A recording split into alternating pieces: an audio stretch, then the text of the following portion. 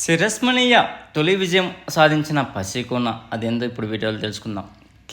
Cricket పసికోన Africa దేశం Uganda ప్రపంచ cup టోర్నీలో తమ తొలి విజయాన్ని నమోదు చేసింది. టీ20 వరల్డ్ కప్లో 2024లో భాగంగా పపువా న్యూ గినియాతో జరిగిన మ్యాచ్లో ఉగాండా 3 వికెట్ల తేడాతో విజయం సాధించింది. ఉగాండా ఆటగాళ్లు అభిమానులు తమ తొలి విజయాన్ని ఘనంగా సెలబ్రేట్ చేసుకున్నారు.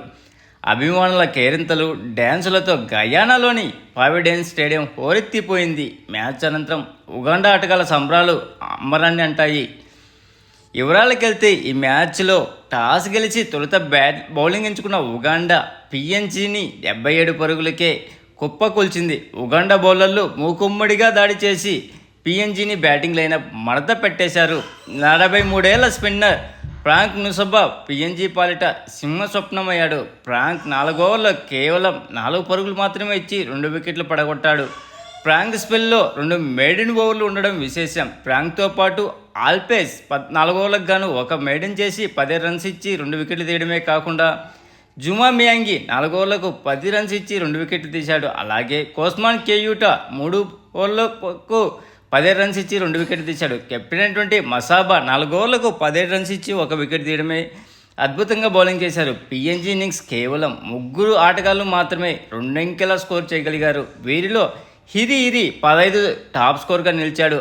అనంతరం స్వల్ప లక్ష్యాన్ని ఛేదించేందుకు బరిలోకి దిగిన ఉగాండా 26 పరుగులకే 5 వికెట్లు కోల్పోయి దారుణమైన పరాజయాన్ని మూట కట్టుకునేలా కనిపించింది. అయితే రియజత్ అలీషా అలాగే జుమా మియాంగి బాధ్యతమైన బ్యాటింగ్ చేసి ఉగాండాను గెలిపించారు. వీరిద్దరూ ఓ మోస్తారుగా రాణించడంతో ఉగాండా 18.2 ఓవర్లకు గాను 7 వికెట్లు కోల్పోయి లక్ష్యాన్ని ఛేదించింది.